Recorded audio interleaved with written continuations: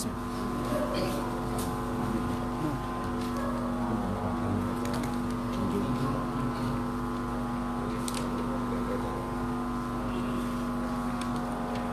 الله الرحمن الرحيم. الحمد لله رب العالمين، والصلاة والسلام على أشرف المرسلين سيدنا محمد وعلى آله وأصحابه أجمعين، وبعد. السلام عليكم ورحمة الله تعالى وبركاته. بسم الله جماعة كتولي مبه ومبه دو ومبه كياسي علي إذن فؤنو يوتو في أو صحابة جنولاد صلى الله عليه وسلم ما كتير معاذ بن جبل علي يوتو تلما تشوفولي جو إن الغنى مكة ها يوتو دن في تلما ككندا علي كلون دارينو دن إذن فوت إتاد دون كدي في بانجينغول ها هنكو يوتنو مرتبة غندا ويدو ولا غروة. ومعاذ ربي في مدرسة الرسول صلوات الله وسلامه عليه منذ نعومة الأظفار، وتخرج على يديه فنهل العلم من ينابيعه الغزيرة، وأخذ المعرفة من معينها الأصيل، فكان خير تلميذ لخير معلم. لا غروة ومانا نالدنا ستوي كوهوب صحابة بنولاد بن مكوبا بكدوبي جودي كي هديتي كي معاذ بن جبل كو سغتا كو جنة هاري نالدنا سبو معاذ وني آدو كندر دودال نولاد صلى الله عليه وسلم إلى تونو كو سغتا نعومة الأظفار وفينو تاي هربنا pedali ali makko din jojali idi dati mana gila payku yagal makko o jangi ha o gayniti gandal e juude nulaaɗon sallallahu alaihi wasallam o joogi gandal ngal ka ɓulli heewuɗi gandal en woni ɗon, mana e juuɗe nulaaɗo joogi gandal nulaaɗo noon ko ɓulndu ndu heewata nulannata ndu ɓeeɓata. o wi o ƴetti faamuji ɗin kadi iwi ka lasli majji, mana lasli kan tigi tigi koye nulaaɗo sallallahu alih wa sallam. o woni taalibajo moƴƴo wonande karamakojo moƴƴo. karamako makko ko nulaaɗo, en ala karamako ɓuri ɓe. kanko kadi woni taalibajo moƴƴo, ɗuuɗa e sifa makko e taalibaɓe nulaaɗo ma. wa hasbu muadin shahadatan an yaqula anhu الرسول صلوات الله عليه أعلم أمتي بالحلال والحرام معاذ بن جبل. no yonani معاذ بن جبل teddungal heɓugol seede nulaaɗo sallallahu alaihi wa sallam ɓe maaka fii makko ɓurɗo andude mofte an ɗen ko dagi e ko harmi gandal fii piiji dagiiɗi e harmuɗi ɗin ko Mu'aaz ibn Jabal e yewtino hadis on ka fuɗɗode. wa hasbuhu fadlan ala ummati muhammadin annahu kana ahada an-nafari as-sittati alladhina jama'u al-qur'ana ala ahdi rasulillahi salawatullahi wa salamu alayhi. yonimo kadi ɓural e teddungal wonande mofte nulaaɗo ɗen sallallahu alayhi wa sallam, tawde himo jeeyano himo wonno gooto e ɓe jeegooɓe attinooɓe rendinde alqur'ana on fof e sa'i nulaaɗo sallallahu alayhi wa sallam. mana jama alqur'ana bi mana ɓe hunjinde fof ɓe muɓiniri nde fof himo jeeyano e ɓen jeegoo. no anndi no jeeya e maɓɓe Ubayy ibn Ka'ab أبو الدرداء زيد بن سالم مولى أبو حذيفة وقوتهم عبد الله بن مسعود. ولذا كان أصحاب الرسول صلى الله عليه وسلم إذا تحدثوا وفيهم معاذ بن جبل نظروا إليه هيبة له وتعظيما لعلمه. ودي si sahabaɓe nulaɗo men sallllahu alayhi wa sallam hay si ɓe yewtude terenma ko yowdiri e gandal hara Mu'adh ibn Jabal no tawa e maɓɓe ɓe daariremo darɗe teddungal e teddingol gandal ko jogui kon. ولقد وضع الرسول الكريم صلى الله عليه وسلم وصاحباه من بعده هذه الطاقة العلمية الفريدة في خدمة الإسلام والمسلمين. نولاد صلى الله عليه وسلم دمو بمكة بن ديدو أبو بكر عمر نجتنو أو طاقة غندل هيونغال معاذ بن جبل يوغيكم بيجتي دون في يو نفل جلب بين الإسلام ما ينفر الإسلام يجول بمن بمعنى بأكتاتهم وانا طالبان جودو كسود مكة بيجتا بحرف نمو كواوة نفر دي مفتدين غندل مكة هذا نمو. فهذا هو النبي عليه الصلاة والسلام يرى جموع قريش تدخل في دين الله أفواجا بعد فتح مكة. ودي أي نولادون دو بعد فتح مكة ودي كونيلي يمبي قريش ناتنا دين الله بعد بناتي أنتم تابدودي ويشعر بحاجة المسلمين الجدد إلى معلم كبير يعلمهم الإسلام. نولاد بعد تابدو فوناتي كدينا يسوع إكسام ونم هاري ɓeeɗo no haton jini e karama koojo mawɗo jannoɓe l'islam o wa yufaqihuhum bi shara'ihi o fammina ɓe sariyaji diina ka fa yahadu bi khilafatihi ala makkata li Attab ibn Usayd wa yastabqi ma'ahu Mu'adh ibn Jabal ليعلم الناس القرآن ويفقههم في دين الله. نلا بعد بودتي مكة وأتاب ابن أسيد بحلف النصارى ونم بلم من نصارى hande kadi kala ko waɗata ɗon ko e ley konngol ɗo ɗo ɓayde noon haray himo kippi fii haajuji julɓe ɓen e haajuji saare nden o wata hettanade jooɗagol janna. nulaaɗo inni Mu'adh ibn Jabal yo luttu takko Attab ibn Usayd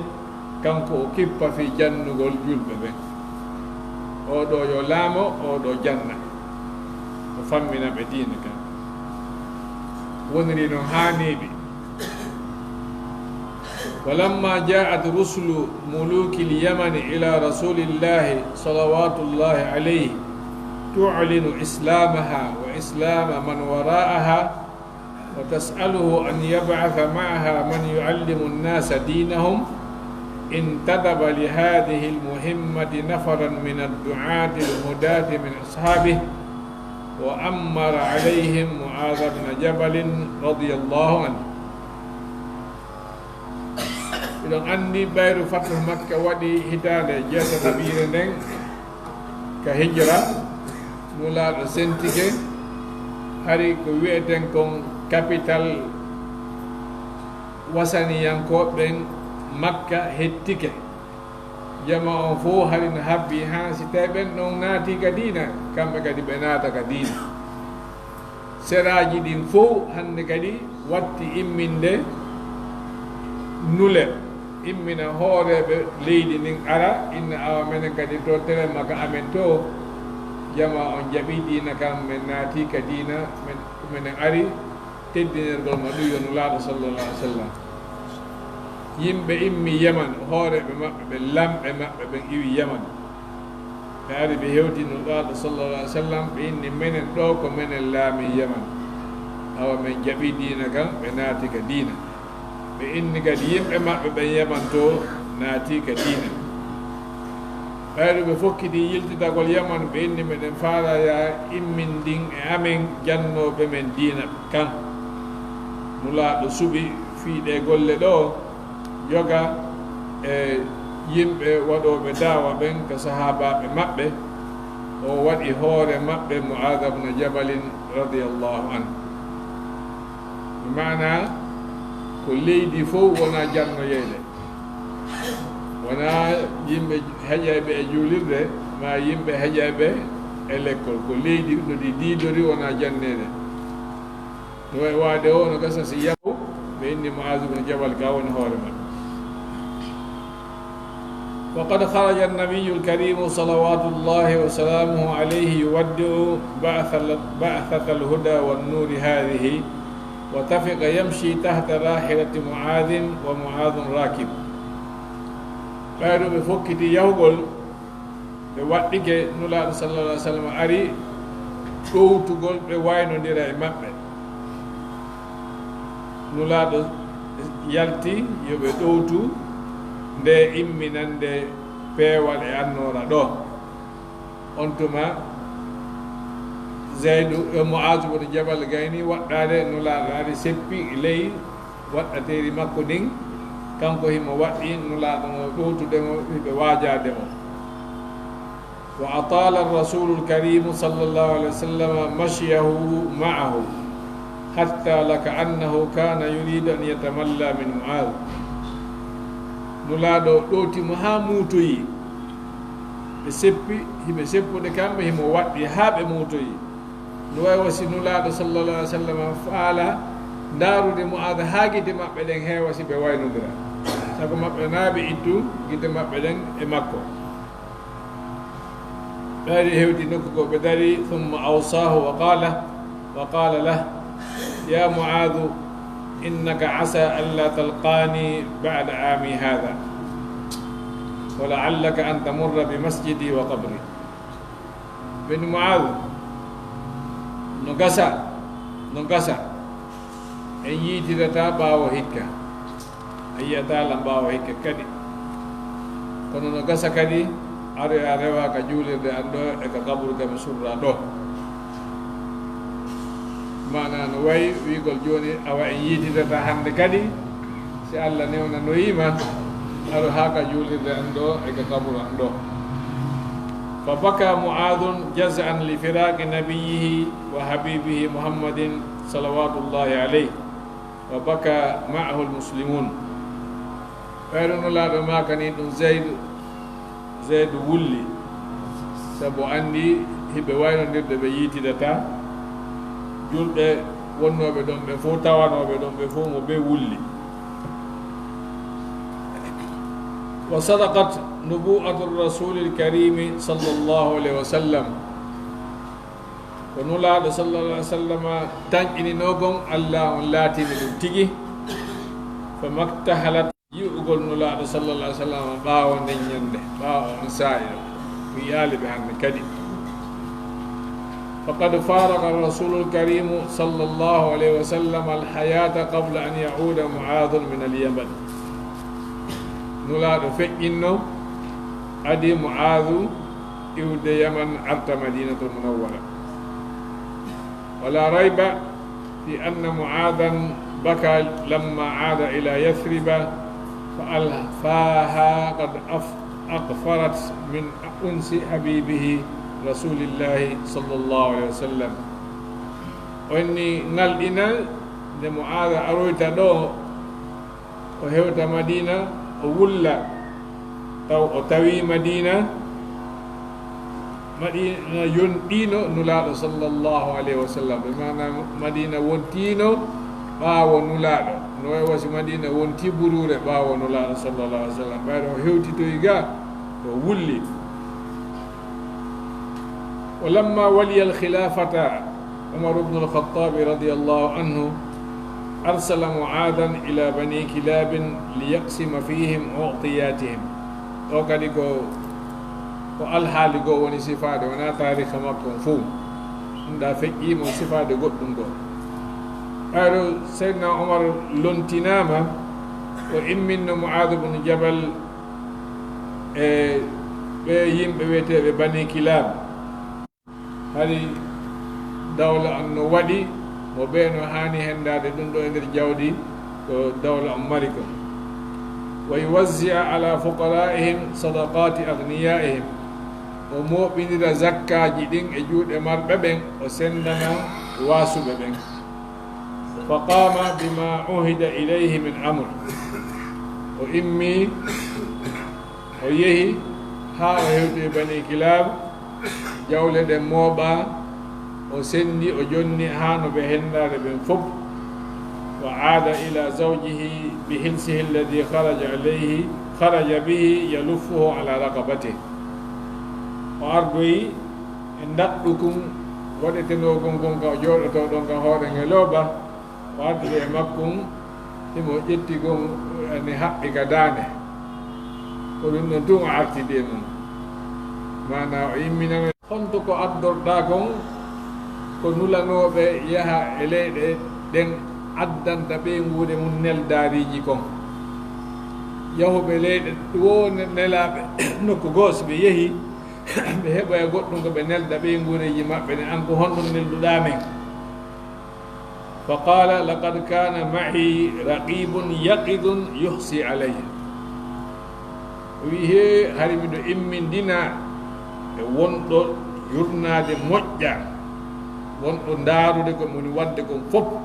himo limude gotum gotum komi woni wadde kon mi mana o accanali lan hay e hunde ka mi wawata wadde goɗɗo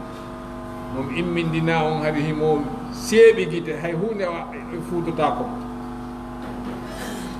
fa qalat debbo on wi laaɗo e feeno Aboubacry summa jaa Umaru fa ba'atha ma'aka raqiban yuhsi alayk ko ɓaawo ɓenno ɗiɗo feƴƴi Umaru immindina e goɗɗo ko ndaara ko wonɗa gollude kon mana ko waɗe audit no faamiron feeno no laaɗo hari sa imminama goto hay goto jokkatama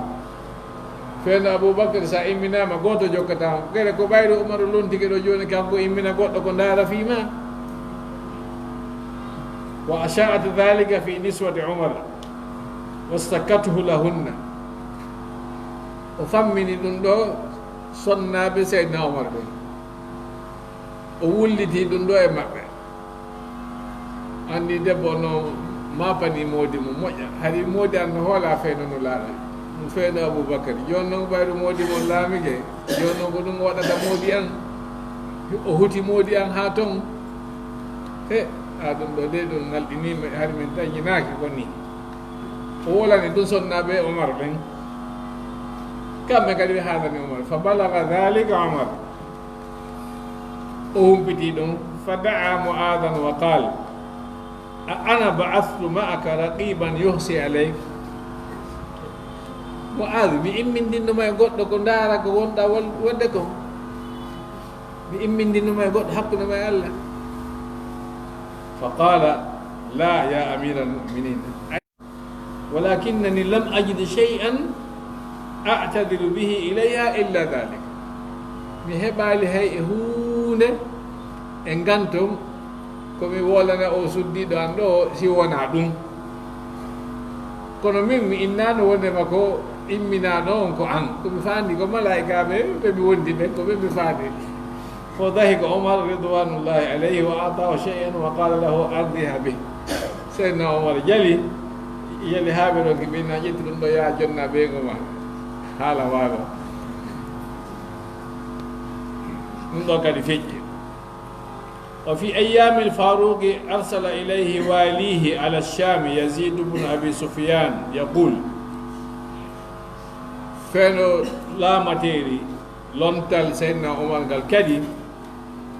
مو حلفنو لا مونغون ليدي شام يزيد بن أبي سفيان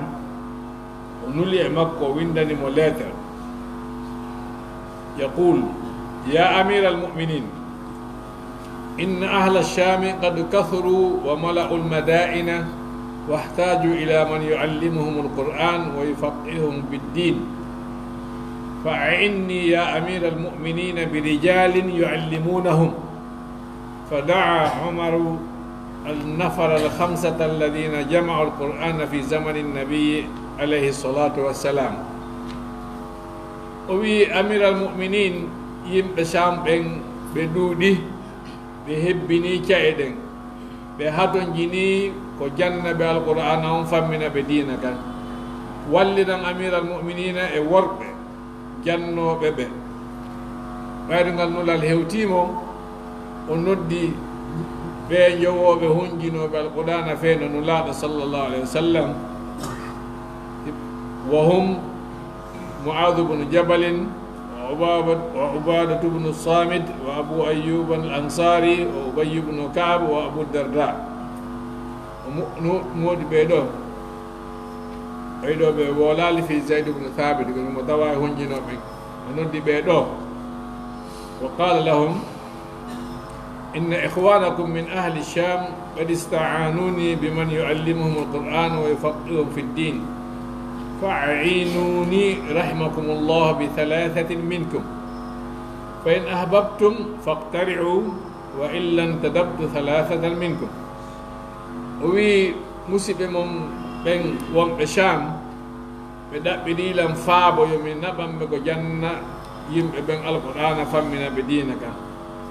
onon ɗo jowo wallire lan tato e mo on yo allah o yurmi yehe waɗon ɓurɗa hakkunde moɗon si tawi le ɓurɓa on gasata a min mi suɓo tato hakkunde moɗon ɓe mi suɓi wo. فقالوا ولم نقترع أي من ودر أربى فيهن. فأبو أيوب شيخ كبير أبو أيوب أودو ونوي أرونكي تويدو وأبي رجل مريض أبي بن كعب أودو كدي كل هارا كلا وبقينا نحن ثلاثة يقولون من دو تدلوتي عبادة بن صامت معاذ بن جبل أبو الدرداء وبقينا نحن ثلاثة كمن دو تدلوتي. فقال عمر أو يهي أنا لو تدبي مني الشام ابدأوا بهمس صارنا إن همس فطريدهم جنة فإذا رضيتم حال أهلها سيدي أمهبي واوي جنبه ودايد دو هورانيهم فخلفوا أحدكم فيها وليخرج واحد منكم إلى دمشق والآخر إلى فلسطين. جنة بنها سون أني موتي كسيدة بواوي هورانيهم ودايدهم بات هبيك أو أتي غوتو من أنبه كسار همس ويا يها غوتو من يها دمشق ويا يها فلسطين. فقام أصحاب رسول الله صلى الله عليه وسلم الثلاثة بما أمرهم به الفاروق في همس. بهودو همس واديكو سيدنا عمر نولي بكم ثم تركوا فيها عبادة بن الصامت فأكموا لهم كانكم وذهب أبو الدرداء إلى دمشق ومضى معاذ بن جبل إلى فلسطين. سندري عبادة بن الصامت همس أبو الدرداء دمشق معاذ بن جبل فلسطين وقد توفيق. وهناك أصيب معاذ بالوباء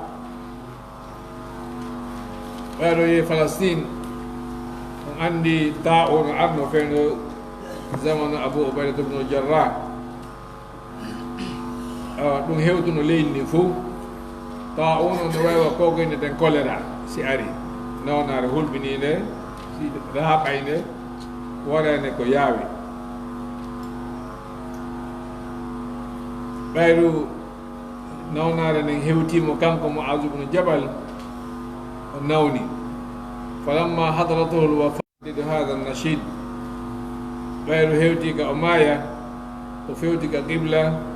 o watti mo fillitongol gimol ɗo marhaban bil mawti marhaba tooli mayde ko tooli zairun jaa ba'da ghiyab arɗo hiwragol ɓaawo o neeɓi himo hatta omo alano ɗo ka neeɓi ari wa habibun wafada ala shawq giɗo arɗo e hoore hari meɗen sawtamo thumma ja'ala yanzuru ila as-sama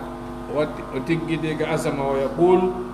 allahumma innaka kunta ta'lamu anni lam akun uhibbu ad-dunya wa tula al-baqa'i fiha li gharsi al-ashjari wa jari al-anhar. Allah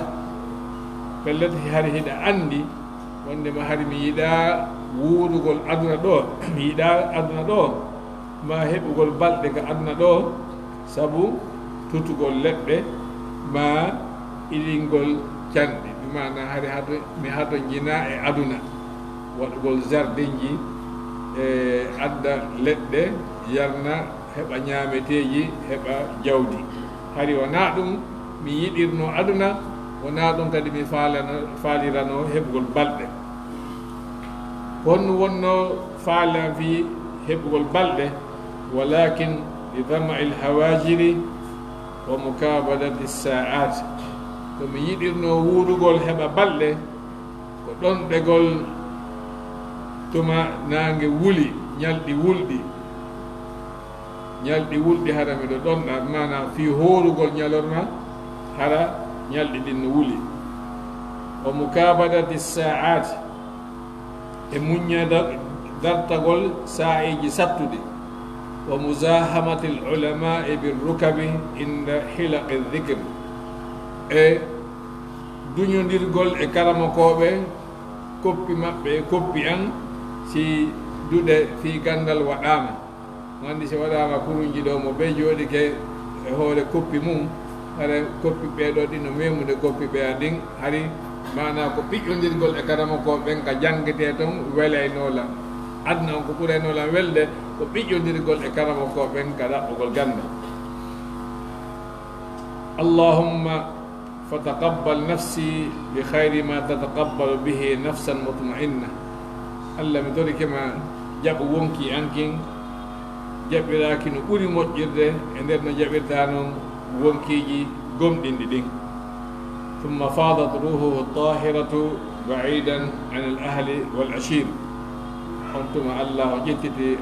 روح مكة لا بدو مسدنغل داعيا إلى الله مهاجرا في سبيله قوة النوم ونداب إلى قرن وندنغل دين على كم وارغ الهجرة في كدين له ngala ɗuɗɗinde taalik fika Mu'adh ibn Jabal ɗo ko mashahiduji no woodi ɗi yewtaka fi muɗum ɗo tasa gotum ma ɗiɗi ɗi yewtata fi mum en fof ɗen andi nulaaɗo sallallah alih w sallam ñande goo nanguno jungo Mu'adh ngon ɓe wi wallahi inni la uhibbuka ya Mu'adh nulaaɗo jogitimo jungo mon ɗo inni Mu'adh mi wondiri Allah miɗo yiɗuma nulaaɗo inni min kadi nulaaɗo wallahi miɗo yiɗima inni la tada'anna dubra kulla salatin an taqula allahumma a'inni ala dhikrika wa shukrika wa husni ibadatika wata accu ɓawo kala julde toragol Allah yo Allah on newnane rewgol mum e newnane jantagol inde mon e heɓugol dewal moƴƴal ɗum ɗo no ɗo nulaaɗo sallallah alih w sallam feeno ɓe nuli Mu'adh ɓe immini Mu'adh Yaman ɓe waynodiri e makko ɓe inni no gasa so aroyi o tawoy taaɓe ɓe imminimo joni o yahu kanko Abu Musa al-Ash'ari o yahu Yaman so yehi Yaman yo yahu o laamoɓe o jannaɓe mi immima ko fiya lontolan ton kala wonɗa ɗon mana ko an julnata ko an ñaawata ko an waɗata fatwa si haajuji julɓe ɓe yani ko an ɓe arata ɓe holle immoɗa darata ha ɗum ɗuma si sattende waɗi ko an immoto piiji ko waɗi toon fof ko an halfina zakkaji ɗin kadi ko an yahata mooɓidira sa gayni mooɓinirde sanda ɓe yewtimo ɓe waajimo hadisaji ɗin no ɗuuɗi ɗe ko defte fiqa ɓenni tigi tigi golle makko ɗen golle ɗo yahata ɗen telemma fiika jawle so hewti taw fa ida ji'tahum fadhum ila an yashhadu an la ilaha illa allah wa anna muhammadan rasulullah fa in hum ata'u laka bidhalika fa'lam anna allah ta'ala qad farada alayhim 5 salawatin fil yawm fa in hum ata'u laka bidhalika فأعلم أن الله قد فرض عليهم صدقة تؤخذ من أغنيائهم فترد على فقرائهم وإياك وكرائم أموالهم وإياك ودعوة المظلوم فإن دعوة المظلوم ليس بينها وبين الله حجاب أو كما قال صلى الله عليه وسلم معنى الحديث فإن سعيه معاذ أتوا يمبي هاريكو يمبي جوغينو بدفتك أن سارم كوب سعيه أدرتا nodduɓe yoɓe jaɓu wiyugol ashhadu an la ilaha illallah ashhadu muhammadan rasulullah ɓe naatagal islam adorde yoɓe naatogal islam taw si ɓe naati on tuma andinaɓe allah no farle maɓɓe ñande o ñande waktuji joyi juuleteɗi si ɗum ɗon kadi tabiti ɓe ɗoftike ɓe on famodiri e ɗum ɗon andinaɓe kadi allah on no farli e jawle maɓɓe ɗen zakka ƴetteteɗo ko arɗuɓe ɓen e maɓɓe jonne wasuɓe ɓen e maɓɓe si tawi noon ɓe newnanima ɗum kadi awa mi haɗima dey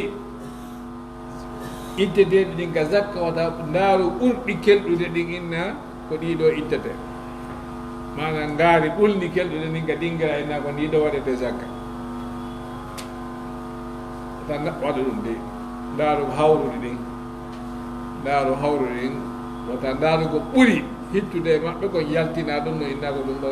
yaltata e juuɗe maɓɓe wonki no yiɗi jawdi mi haɗima kadi e nede ko gollata ko wata tooñu sabu tooñaɗo si du'ike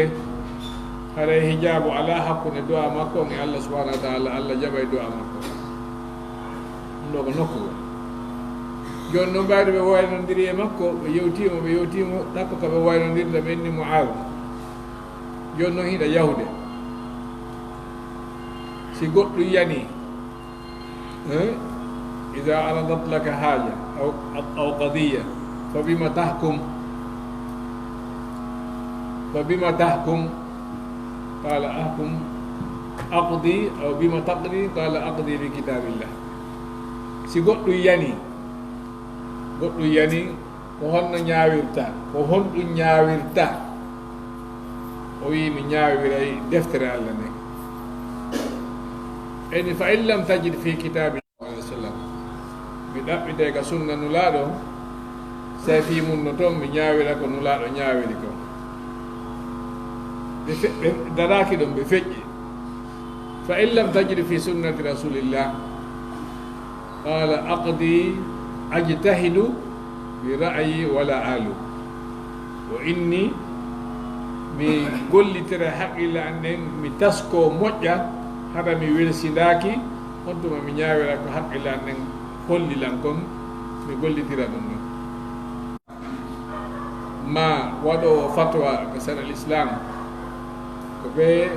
o tasko moƴƴa o anda ko honɗum woni ka alqur'ana o ñaawirani qur'ana wi ɗum ɗo o wiya ɗum noon o daro fanka ɓuuɗe hay si welali jama on ma hay si ɓe jaɓali kono ɓayri ko ɗum ɗo woni ko deftere allah o wola koni ko deftere allah ala toni ɗon hay hunde jaɓugol ngol koye juuɗe allah woni faamugol ngol koye juuɗe allah jaɓugol ngol koye juuɗe allah gollitirgol ngol koye juuɗe allah kono si hunde nde yani no ko alqur'ana wi ko ɗum ɗo qur'ana wi lanni si tawi noon ɗum ɗon tigi tigi ko wona wolede fi mum kon alaka qur'ana kono nulaaɗo sallallah alih w sallam no maaki fi mum ma hiɓe waɗuno ma no waɗano tawne maɓɓe ɓe haɗaali awa andina jama o ko ɗum ɗo de nulaaɗo maaki mana ko ɗum ɗo woni ka sunna sunna on ko ɗum ɗo ɗon kadi daroɗa ɗon si tawi ɓe nani ɓe jaɓi ɓe hutori awa si ɓe nanali ma ɓe jaɓali ma ɓe hutorali an fawakima kono wona ya dogu ɗum ɗon si tawi konko yani ɗon hari ala ka alqur'ana ñawore mum ne ala ka ñawo e ka sunnanulaɗo sallallah alih w sallam Mu'azu bnu Jabal wi o gollitira haqqille makko ɗen o waɗa ijtihadu ha ka o hawri ɗum jonno min mi nulaka waɗugol ɗum ɗon taw min joni min mi feƴƴay joni Mu'azu kanko ko nokkel ɗiɗo ari kitabullah e sunnatu rasulillah si feƴƴi ɗon kanko kono enen hande si feƴƴi kitabullahi en feƴƴi sunnatu rasulillah sallallah alih w sallam sen iwi ɗiɗa ɗiɗi ka sunnatul khulafa rashidun arate si tawi kamɓe ɗum kadi ɗumannaki baqiyatu sahaba aqwalu sahaba si ɓen ɗum feƴƴi haray ko aqwalu as-salafu salih min khayri al-qurun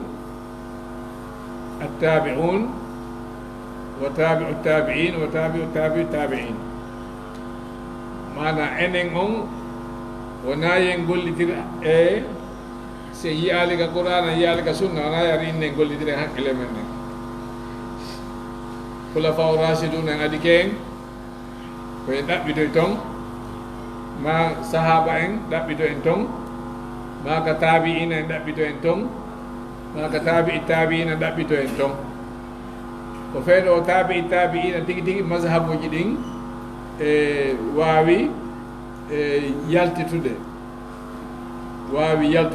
joni hara enen ko en yiltito tonɗe si tawi noon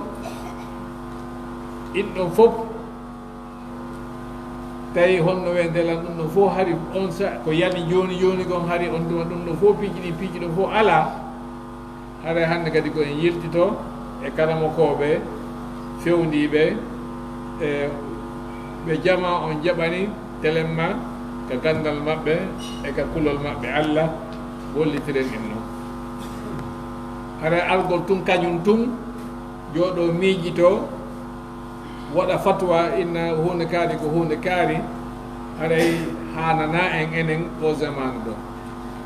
enen tigi tigi koye yotti en ala ko enen tigi heɓɓitode waɗanoma koye yew ɗaɓɓiten ɗon ɗon aren hewtinen jama o ko yewto tefen ko honɗum wi'a tonɗe ƴetten konko wi'a ton aren holliten jama on ɗo jama on gollitira ɗum ɗon wona yen addu haqqillaji men ɗin fewno ɗo wona haqqille an ɗen landa ko faamu komi woni faamude gon to mi ƴetta ɗum ɗon mi adda mi holla jama on amma pehe ɗen tunninani miijoji ɗen tunninani wata gasude ko ɗum waɗi haray ñawoje ɗen wata tabitande en enen e ɓaawa dalil e wata to ñawude e ɓaawa dalil innen hunde kaari no dagima no harmi wata wadde ɗum ko innen hunde kaari no dagui tippude e hunde kaari ɓe tippen kaari no harmi tippude e hunde kaari yo waɗe tippugol e hunde kaari yo acce tippugol e hunde kaari ko ɗon enen ko on zamanu ɗon fewni ɗen sari am kadi ko ni woni ɗum sahaba ɓen haɗi ɓe darano ɗo ɗo qur'anade nden ko ɗum ɗo qur'ana wi so tawi ɓe faami ɗum ɗon awa na ɗum ɓe dara ka sunna ma hakkude maɓɓe joni no sahabaɓe maɓɓe ɓen hiɗa wawi sahabaɓe nulaɗo ɓen si oɗo wi ɗum ɗo oɗo wi ɗum ɗo ɗa wawi suɓade gotol e konnguɗi sahabaɓe ɓen sa suɓike konngol sahabajo a acci konngol sahabajo ella o ala si tawi konnguɗi maɓɓe ɗin e lutodiri seeɗa ko woni wona ya accuto ɗinno fof ya ɗaɓɓa konngol goo aɗa enen zamanu meɗen on ɗo ko en eto humpitoɗen ɗin ɗon eto ɗen hewtinen ɗi jama on ko ɗum noon ɗuytanta en yeddutude ɗen hakkude meɗen ko ɗum ɗon ɗuytanta en kadi lurde ɗen ko ɗum ɗon kadi wawata fottindinde en nokku gotu si nuraɗo maki alaykum bi sunnati wa sunnati lkhulafa rachidin almahdiyin addu alayha binnawajir aɗay ɓe humi en nokku go joni si en fof en humoyke ɗon en yeddotirta hande kadi si en humoyke ɗon en yeddotirta hande kadi ko ɗum waɗi aray ka hakkude meɗen ga si tumbonirama jama wattane haqqille moƴƴa yimɓe ɓuy tumbonirde tum ɓeyna a joni waɗe hunde kaari ma waɗen hunde kaari ma woɓina yamirane noon hunde kaari ɗo on wona an wona min si ɗo fewndike ko honɗum saɗi on wi ko ɗum ɗon langdata hiɗa andi wolu sa anda deƴƴuna fus a anda kono seeɗa wi wata yamir wata haɗu wata addu feere wata waɗa fof deƴƴu fanka buɗe a anda a dalan ni mi anda kono seeɗa wi ngo feere o saa'i ɗo yomi deƴƴu a kaari yamirane no hunde kaari ma kaari a waɗane en hunde kaari a joni andi waɗen hunde kaari ma sifa ɗin piiji wata gooto aru inna kañum no wawi andude ko ɗum ɗo hana waɗede ko ɗum ɗo hana accede sendiniren kadi ko goɗɗo anniyoto waɗana hoore mum adagol Allah subhanahu wa ta'ala e nder dewe ɗen hara kota tawwo o duumo e ɗum ɗon ɗum no watake wattede wonde ɓawa jama o fof yo jokkumo en nden hunde ɗon anɗa wawi duumade e hunde ella o ala duumoɗa ɗum ɗo toroɗa Allah e ɓadora okkore moƴƴere aduna e laakara ɓadora ɗum ɗon kono a wata wiide kadi jama on fof ɓe yo waɗa ɗum ɗon ka fotte a woyo ɗum ɗo waɗe ɗo wawi wadde joni ɓe famen ɗin ɗo ko waɗi oɗo wi ko deftere Allah nen si wona ɗum sunnanulaɗo on si wona ɗum mi gollitira faama komi faami ko oɗo noon ko sahabajo enen ɓayrona en sahabaɓe ko wata goɗɗo faamu ɗum ɗon kanko kadi no joni kasi ɓayde alaka qouran alaka sunna e joni kanko kadi o gollitira hakkille makko ɗen ko ɗum inni enen e moisibul jawal wona saa e goto enen si nulaɗo feƴƴi e haray khulafa o rachiduna no woodi si ɓen ɗon feƴƴi sahaba en no woodi si ɓen ɗon feƴƴi tabiina en no woodi si ɓen ɗon feƴƴi tabiina no woodi si ɓen ɗon feƴƴi aimmatul madahibe on no woodi kala makkoɓe annoɓe ndelan seydi tanaɓe ɓen gandal e diina ɓen ɓen ɗo fof no woodi haɗa enen koye yiltoyo toon wona yen aɗa ɗum heɓɓitano ɗen hoore men ɓayde ko ɗum ɗo fewndi wa hada wa sallllahu wa sallam wa baraka ala nabiyina muhammadin wa ala alihi wa sahbihi ajmain assalamu aleykum wa rahmatullahi taala wa barakatuh